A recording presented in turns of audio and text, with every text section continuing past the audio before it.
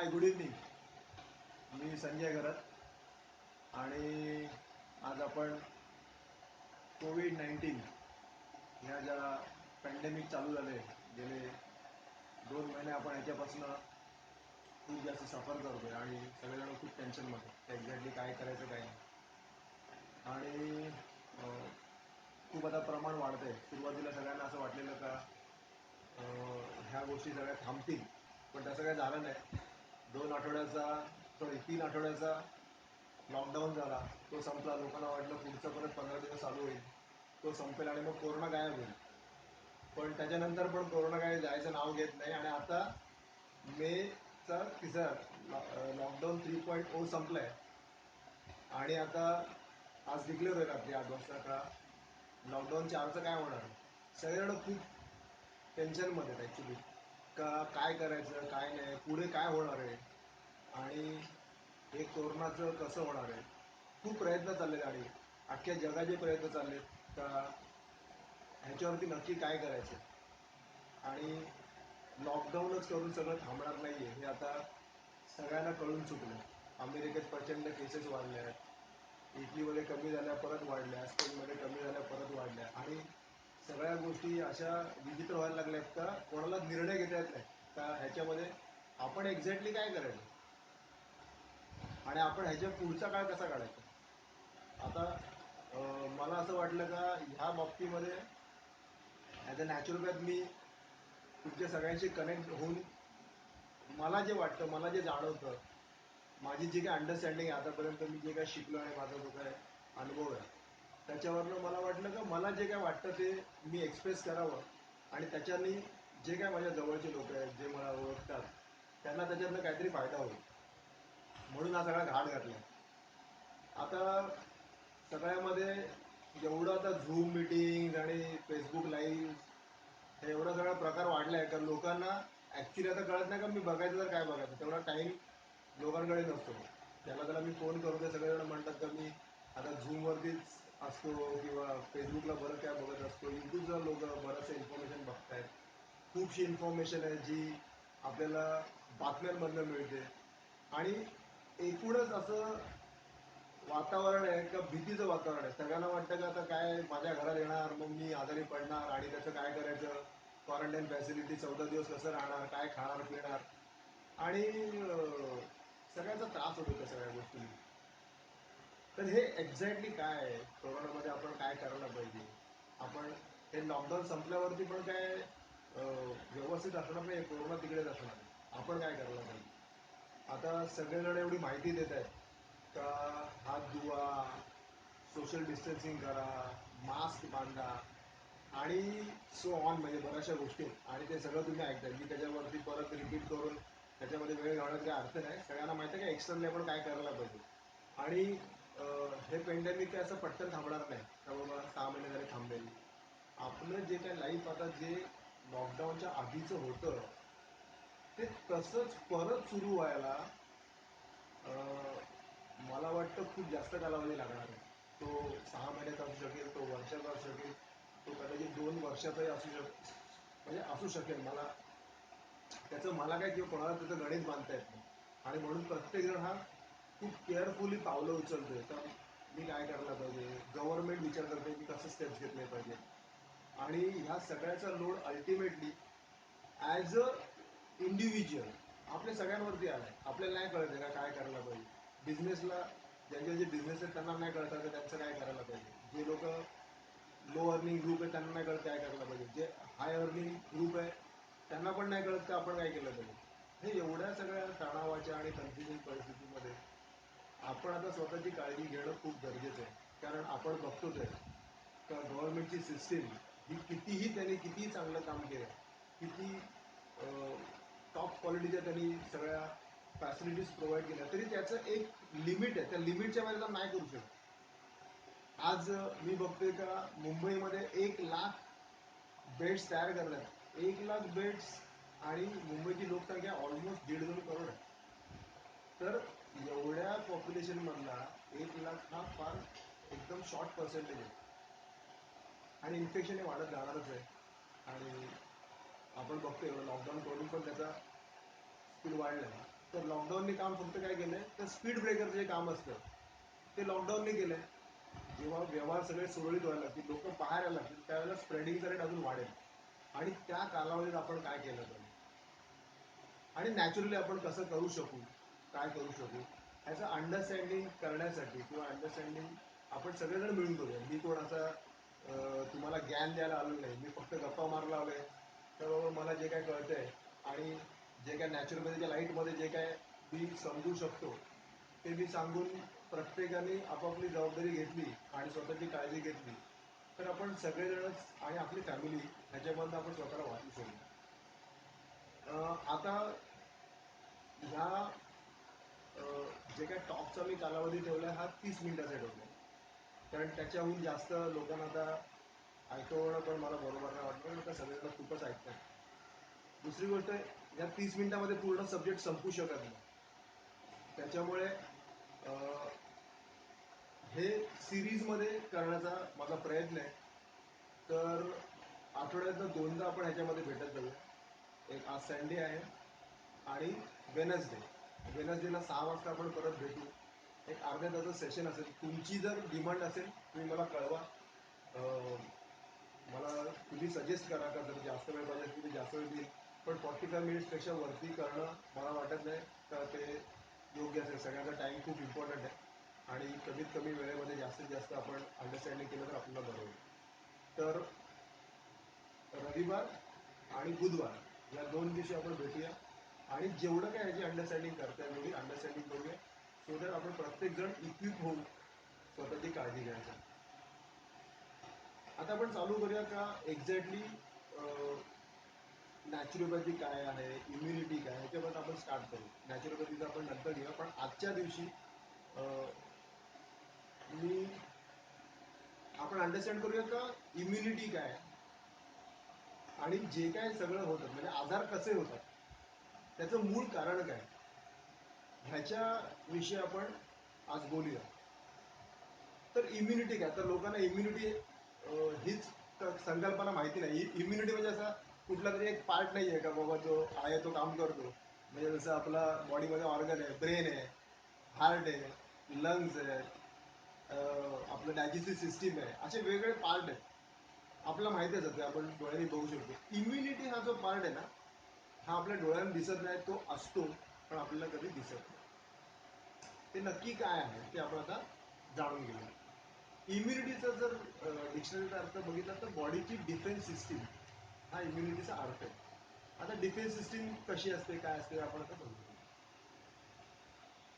आता आपण आजारी पडतो एक प्रोसेस आहे. आजारी आपण 2 पद्धतीने पडतो. एक तर आपल्याला बाहेरनं कुठलं तरी इन्फेक्शन होतं किंवा आपल्या शरीरामध्ये काहीतरी बिघडतं. दोघांनाही आपण डिसीज असं म्हणतो.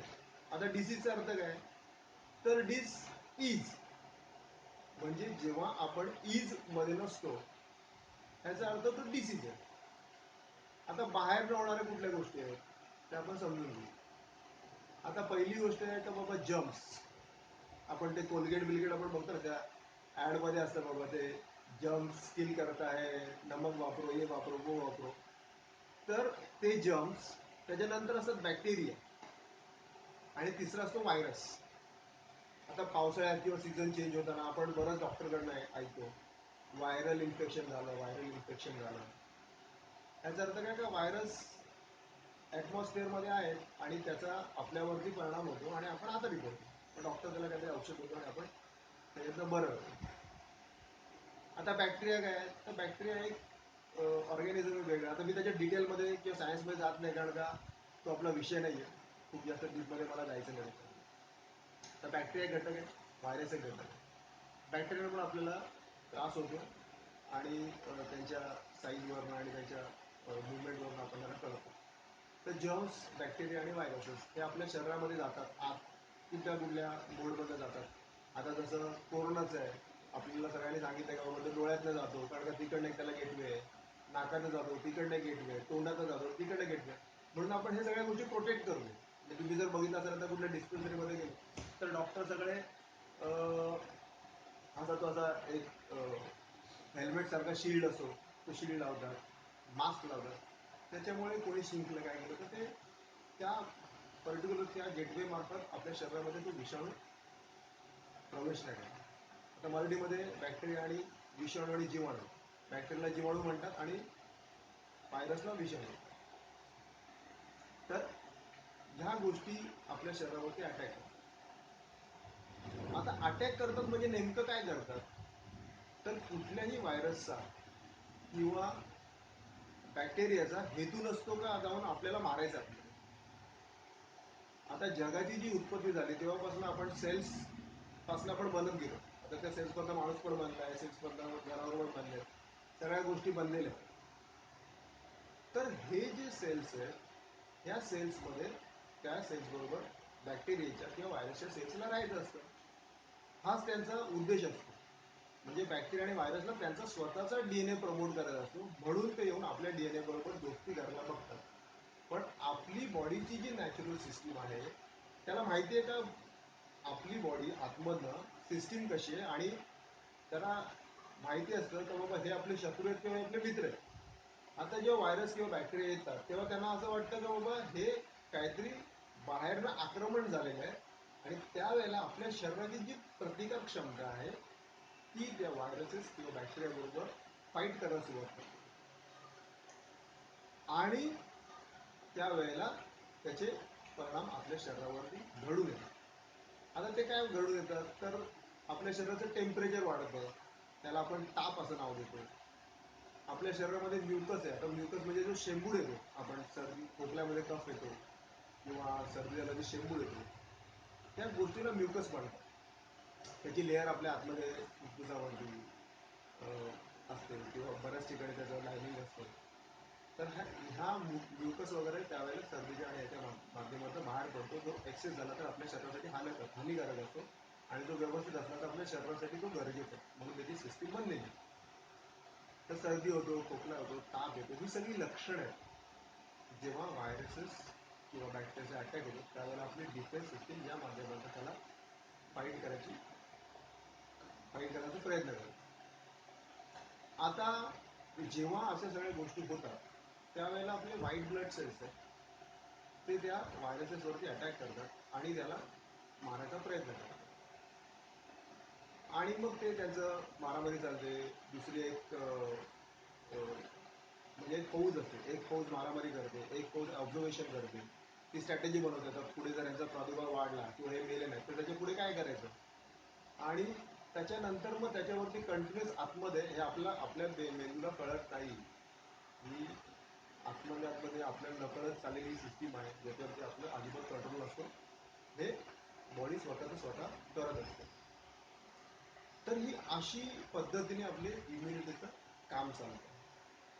आता हे जे चालतं म्हणजे जे पण ह्याचा अटॅक होतो, हा कोरोनाचा आज आपल्याला दिसतोय, पण हे आजपासून नाही चाललं, हे जेव्हापासून सगळे प्राणी जन्माला आले तेव्हापासून हे चालू आहे.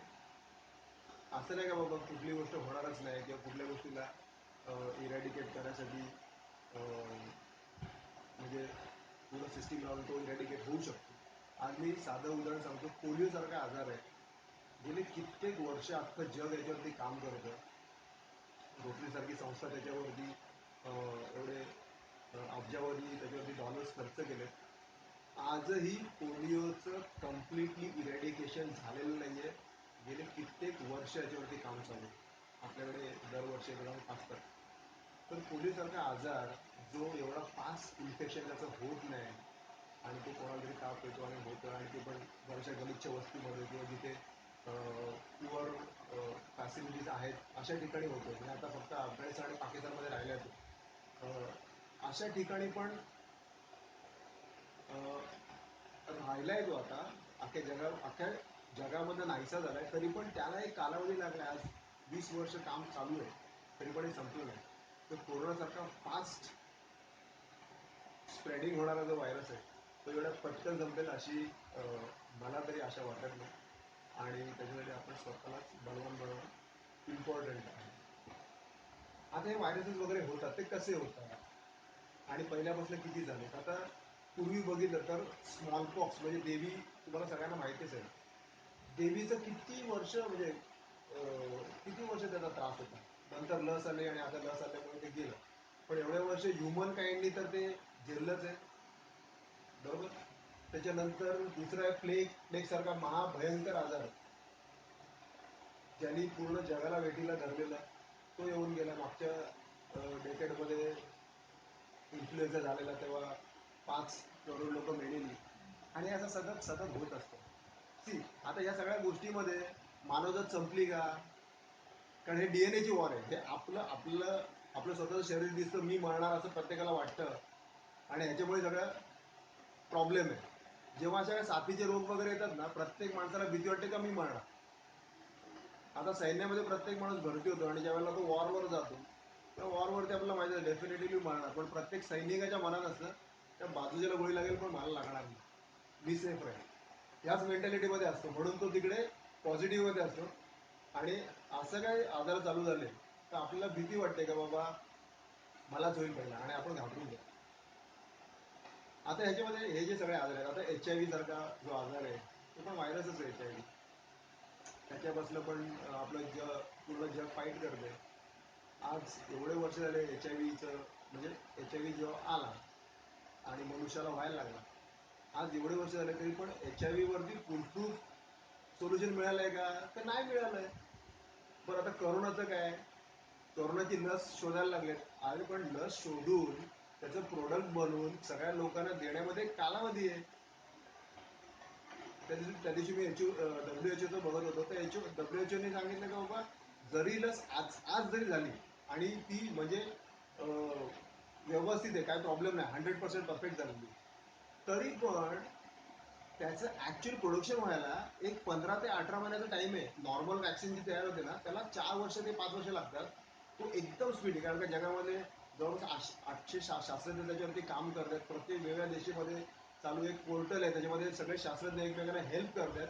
एवढं सगळं असून पण त्याला 18 महिने लागणार. त्याच्यानंतर आपण 700 करोड आबादी आहे, अख्ख्या जगाची पॉप्युलेशन आहे 700 करोड. तर 700 करोड लोकांना देणं, तिथपर्यंत त्याचं तेवढं प्रोडक्शन करणं, या सगळ्यासाठी एक वेळ लागतो. आणि त्या त्या वेळेमध्येच ते होणार. म्हणजे किती सगळं असं आपण एकदम पॉझिटिव्ह पिक्चर मी बघतोय का ज्याच्यामध्ये लस आले, तिचं प्रोडक्शन झालंय, ते द्यायला चालू केलंय, आणि मग ते आपल्याला टोचून घेणार आपण आणि आपण फ्री होणार. या गोष्टीला मिनिमम 2 वर्ष लागणार, आहे की नाही? एक 2 वर्षांपर्यंत आपण जिवंत राहिलो, आपण सर्वाइव्ह झालो, तर आपण ती लस घ्यायला त्याच्यात लागणार. त्याच्यासाठी आपल्याला हे सगळं काम करायचं आणि आपण व्यवस्थित राहायचं. आता पूर्वी पण हे सगळे झालेलं ना. आता यांचं ट्रान्समिशन कसं होतं आणि आता हे कोविड कसं वेगळं झालं आपण समजून घेऊ. आता पूर्वी ट्रान्समिशन कसं व्हायचं, तर आता जे होतं तसंच व्हायचं, पण पूर्वी काय होतं का ट्रान्सपोर्टेशन नव्हतं. म्हणजे पहिला गावं असायची, माणूस एका गावातून दुसऱ्या गावामधनं असा महिन्यात 2 महिन्यात 4 महिन्यात जायचा, परत फ्रिक्वेंटली नाही जायचा, कोणतरी एक माणूसच जायचा किंवा 2-4 जण जायचे, असे मॉबनी नाही जायचे. आता आज आज आपण प्रत्येक विकेंडला उठतो आणि 200 किलोमीटर जाऊन येतो कुठेतरी फिरायला. अशी लिबर्टी त्यावेळेला नव्हतीच ना, कारण ट्रान्सपोर्टेशनच वीक होतं, रस्ते नव्हते, म्हणजे सगळ्या गोष्टी होत्या. आज जर विचार करा, जर हे एअर ट्रॅव्हल एवढं जर पॉवरफुल नसतं तर चायनावरनं कुठेही बाहेर पसरायला त्याला वर्ष लागली असती, 2 वर्ष, 5 वर्ष, 10 वर्ष लागली असती, त्याच्यानंतर तो पोचला असता. पण आज तिकडे वुहानमध्ये काहीतरी झालं, तिकडनं काहीतरी 4-5 लोकांना झालं, ते तिकडं वुहानमध्ये जे काही ट्रॅव्हल करणार होते इंटरनॅशनल ट्रॅव्हल, ते विमानात गेले, ते 4 कंट्रीमध्ये 4 लोक गेले, झालं तिकडे सगळीकडे, आणि तो स्प्रेड झाला. तर त्यावेळेला अशी सगळ्या गोष्टी नसल्यामुळे त्याचा जे काय संसर्ग आहे तो पटापट पटापट व्हायचा आहे.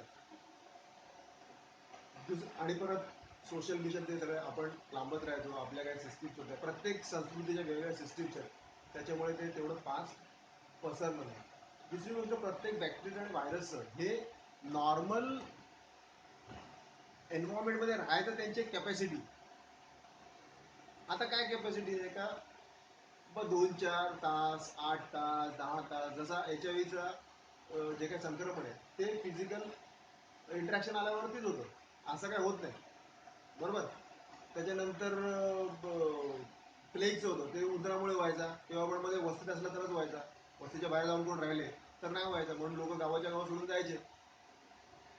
तर प्रत्येकाची काहीतरी एक कंडिशन होती आणि त्याच्यानंतर ते सगळे विषाणू जीवाणू एकदम डॉर्मंट स्टेटला जायचे, ते सगळे व्हायचं नाही, म्हणून ती साथ निघून जायची. तर एक त्याचं एक लाईफ आहे, हवेमध्ये राहायचं लाईफ आहे, त्याचं ट्रॅव्हलिंगचं एक लाईफ आहे. पण इथून दुसरीकडे जायला त्याला एक टाइम स्पॅन लागतो. त्या टाइम स्पॅन जर गेलं, समजा आता असं ठरवलं का एखादे इथून आता जे आता मजूर चालले इथून युपीला चाललेत चालत असं आपण पकडूया, आणि आता ट्रान्सपोर्ट फॅसिलिटी नाही आहे किंवा जे काही गव्हर्नमेंटचं काही इंटरव्हेन्शन नाहीच आहे त्याच्यावर असं आपण पकडलं. तर इथून माणूस समजा त्याला कोरोना झालाय असं आपण पकडूया, तो निघाला इकडनं आणि तो चालत चालत पोहोचला युपीला, ज्याला 12 दिवस लागतील, 15 दिवस लागतील. समजा दिवसाला तो 100 किलोमीटर चालला तर 1300 किलोमीटर चालला, त्याला 15 दिवस लागतील, 13 दिवस 14 दिवस काय लागतील, बरोबर. आता तेवढ्या वेळामध्ये तो व्हायरस म्हणजे आता क्वारंटाईन पिरियडचा संपला ना त्याचा, म्हणजे जरी झाला असेल तिथे जाईपर्यंत तो सेफ झाला ना. पण जर तो गाडीने जातोय, तो विमान जातोय, तो ट्रेनने जातोय, तर travelling time is very less. The travelling time is very less. आता व्यवस्थित येतो आवाज वीणाजी?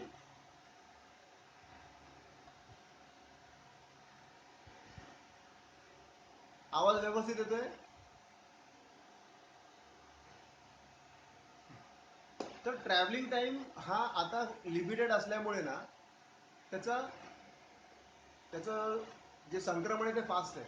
म्हणून आता जे दाट लोक वस्ती आहे तिथे जास्त आहे, जिथे फ्लॅट्स आहेत तिथे कमी आहे, जिथे गाव आहे तिथे अजून कमी आहे. तर ते हळूहळू हळूहळू त्याचं स्प्रेडिंग वाढते. हे दोन आपण बघितले कारण, एकतर ते बाहेर राहायचं त्याचा पिरियड, आणि दुसरी गोष्ट हां, आणि तिसरी गोष्ट आता हे झालं आता आपली दुसऱ्या एका बॉडीची डिफेन्स सिस्टीम, ट्रॅव्हलिंग पार्ट झाला, बॉडीची डिफेन्स सिस्टीम. आता जे पण व्हायरस आपल्या बॉडीवरती अटॅक करतात तर आपल्या बॉडीची डिफेन्स सिस्टीम आहे, we call it as a immunity.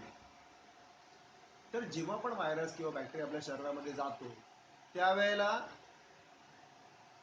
तो काय करतो, गेल्यावरती आपलं शरीर त्याच्यावरती अटॅक करतं. अटॅक केल्यावरती त्याच्या अगेन्स्ट काहीतरी मेकॅनिझम बनतं आणि आपले सेल्स स्वतःमध्ये चेंजेस करून घेतात. त्याला म्हणतात हायपर म्युटेशन. ते हायपर म्युटेशन झालं तर त्याच्यानंतर बॉडीची डिफेन्स ॲबिलिटी त्याला आली. आता आपण कोरोनामध्ये पण बघतोय का एकदा कोरोना झाला का त्याच्या बॉडीमध्ये त्याचे डिफेन्स ऑर्गॅनिझम तयार झालं ना. म्हणून तर आता जे आपण हे करतो म्हणजे प्लाझ्मा देतोय, तर जो बरा झालाय त्याच्यामध्ये त्याचे अँटीबॉडीज तयार झाल्यात.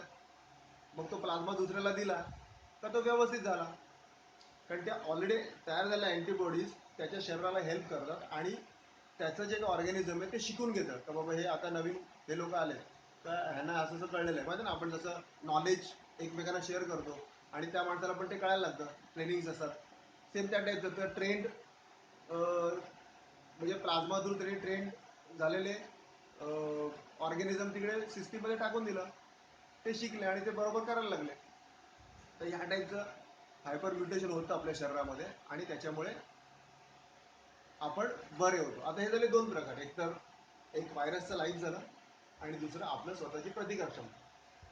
तिसरं आहे का बाबा आता हे सगळं काही होत नाही तर मग मेडिकल ह्याच्यामध्ये हेल्प आली नाही. आता बऱ्याच वर्षापासून म्हणजे पूर्वी आयुर्वेदिक होतं किंवा कुठल्या तरी लोकल जडीबुटी होते किंवा एक परंपरेने चालत आलेलं नॉलेज होतं. जसं मेडिकल फील्ड इम्प्रूव्ह व्हायला लागलं, ॲलोपॅथी आली आणि असे खूप गोष्टी यायला लागल्या ज्याच्यामुळे हे अजून इझी झालं. आणि आता तिसरे एक फॅक्टर तयार झाला का डॉक्टर्स किंवा मेडिकल फील्ड, का त्यांनी ही जे काय फेल झालेलं आहे म्हणजे दोन गोष्टी जेव्हा फेल होतात त्याच्यानंतर मग डॉक्टरचा त्याच्यामध्ये रोल येतो किंवा मेडिकल हेल्पचा त्याच्यामध्ये रोल येतो. तर डॉक्टरचा रोल आल्यानंतर तो डॉक्टर त्याच्या हिशोबाने ट्रीटमेंट करायला लागतो. डॉक्टर एक प्रोटोकॉल्स असतात किंवा एक अंडरस्टँडिंग आलं असतं, नॉलेज आलं असतं, त्याच्या हिशोबाने प्रत्येक डिसीजला एन्काउंटर करायचे वेगवेगळ्या मेथड्स आहेत, त्याच्या हिशोबाने ते त्यांचं काम चालतं. या तीन पद्धतीने आपण बरे होतो. आता कोरोनामध्ये काय होणार आहे का, ह्या जी लाशी आहे ती आपल्या कंट्रोलमध्ये आता राहिलेली आहे, कारण का लोड प्रचंड आहे, त्याची कॅपॅसिटी आहे. पण एवढं फास्ट इन्फेक्शन होतं त्याच्यामुळे ती सिस्टीम कोलॅप्स होतो, म्हणून सगळे अख्ख्या जगामध्ये लॉकडाऊन चालू आहे. पहिली सिस्टीम जी एक व्हायरसचं लाईफ आहे आउटसाईड एन्व्हायरमेंटमध्ये राहण्याचं, ते पण आता कमी झालं कारण का दाट लोकवस्तीमध्ये राहतोय, पॉप्युलेशन जास्त आहे, ट्रान्सपोर्टेशन फॅसिलिटी फास्ट आहे, त्याच्यामुळे त्याचं रेट ऑफ इन्फेक्शन खूप जास्त आहे. आता हे दोन ज्या गोष्टी आहेत त्या आता आपल्या कामाच्या फार कमी कामाचे आहेत, कामाचे नाही असं म्हणणार नाही पण फार कमी कामाचे आहेत. आणि तिसरी गोष्ट उरते मग आता आपल्या हातामध्ये, जी आपली स्वतःची इम्युनिटी. ती इम्युनिटी कशी वाढवायची, काय वाढवायची ह्याच्यावरती आपण जसं सिरीज पुढे जाईल तसं आपण ते समजून घेत जाऊ. आता सगळ्यात जास्त डेंजरस गोष्ट ही आताच्या काळात कुठली आहे माहिती आहे? आपण आपली इम्युनिटी ग्रँटेड पकडतो, आहे की नाही? तुम्हाला वाटतं का तुम्ही सगळेजण सेफ आहे, तुमची इम्युनिटी पॉवरफुल आहे? किती जणांना कॉन्फिडन्स वाटतो? स्वतःला प्रश्न विचारा. तर काय माझं उत्तर सगळ्याचं डाऊटफुलच असेल का बाबा माझी नाही, माहिती आहे की नाही? तर इम्युनिटी आपली स्ट्रॉंग आहे हे स्वतःलाच माहीत नसतं. आपण एवढं ड्रग्स खाऊन किंवा चुकीची लाईफस्टाईल फॉलो करून किंवा अशा बऱ्याचशा गोष्टी आहेत ज्याच्यामुळे आपली इम्युनिटी कॉम्प्रोमाइज होते आणि आपल्या स्वतःचा स्वतःवरती कंट्रोल नसणं किंवा या छोट्या छोट्या गोष्टी आहेत ज्या स्वतःला हेल्दी. आता इम्युनिटी मी पुढची गोष्ट बोलतोय, स्वतः प्रत्येकजण आहे इथे म्हणजे माझं ऑब्झर्वेशन आहे 100पैकी 80 ते 85 जण अनफिट आहेत,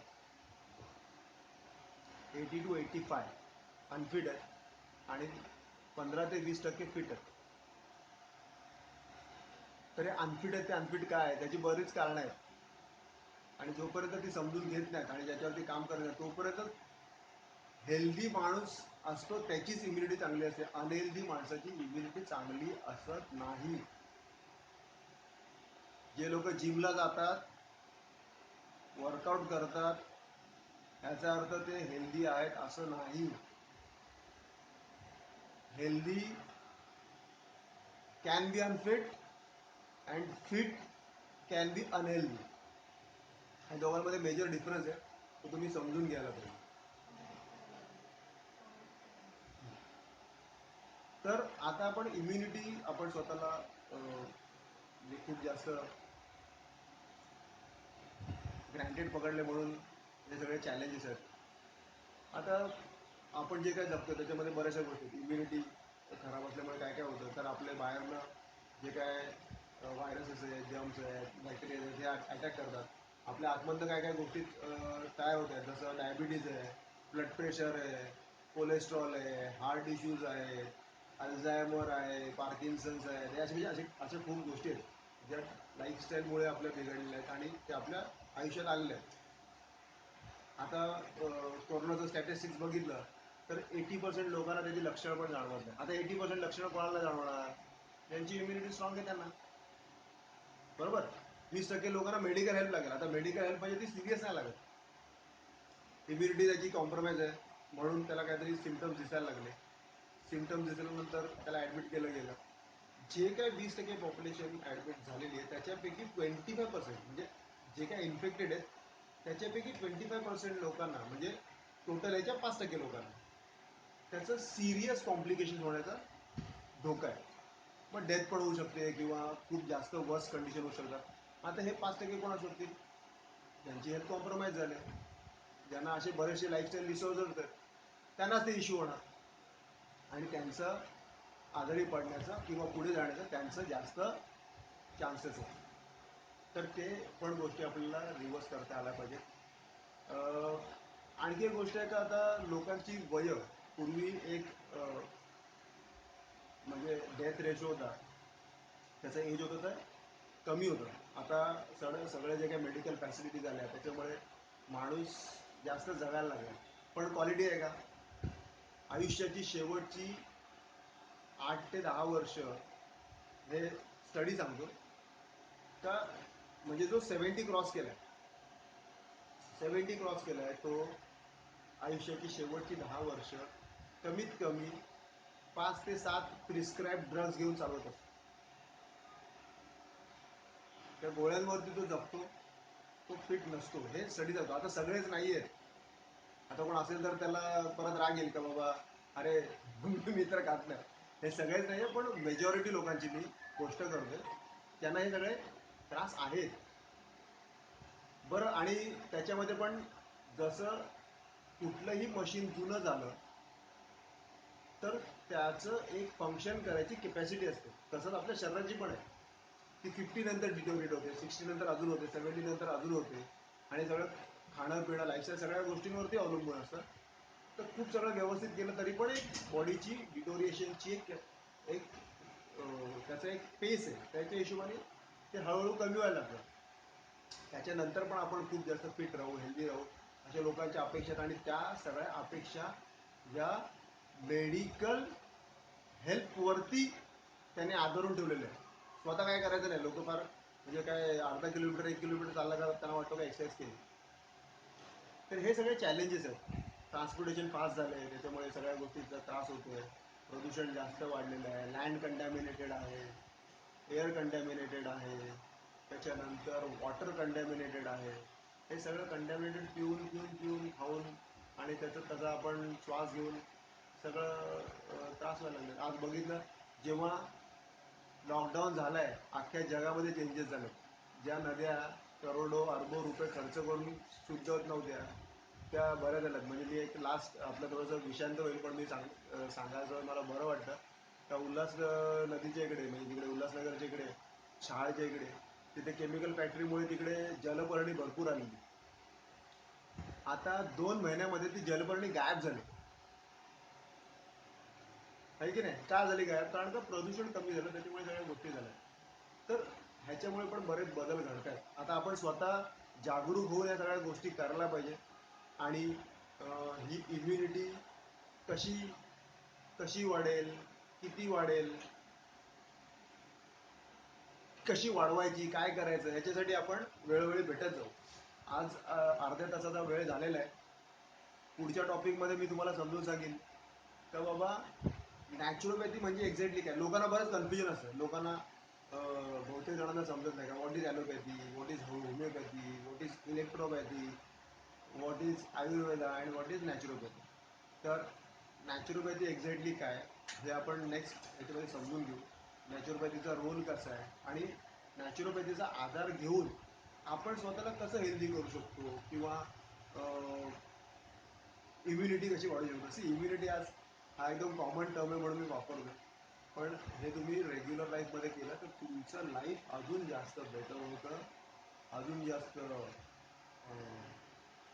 हेल्दी होतं, अजून जास्त एनर्जेटिक होतं. तर ते कसं करायचं, काय करायचं. कोविड एक पार्ट आहे. तो आला, जसा आला तसा जाईल. पण त्या जाण्यामध्ये आपण स्वस्थ चित्त, फिट आणि स्ट्रॉंग हे कसं ठेवायचं आणि कसं राहायचं याच्यासाठी आपण वारंवार भेटत राहू. आणि तुमचे जे काही क्वेश्चन्स असतील, काही सजेशन्स असतील, मला प्लीज तुम्ही मॅसेज टाका. आणि ज्यांचे काय क्वेश्चन्स आहेत ते पुढच्या सेशन्समध्ये, पुढचं सेशन 10 मिनटं आधी चालू होईल. आणि ज्यांचे कोणाचे प्रश्न असतील ते प्रश्न मी त्या पहिल्या आधीच्या 10 मिनटामध्ये घेणार आहे. म्हणजे 5:50ला सेशन चालू होईल आणि एक्झॅक्ट 6 वाजता आपलं जे काय विषय आहे तो विषय मी घेईन. सो तुम्ही सगळे इथे आल्याबद्दल मी खूप तुमचा आभारी आहे. आणि भेटूया बुधवारी 6 वाजता. आणि क्वेश्चन्स ज्यांचे असतील त्यांनी 5:50ला आपण भेटूया. थँक्यू.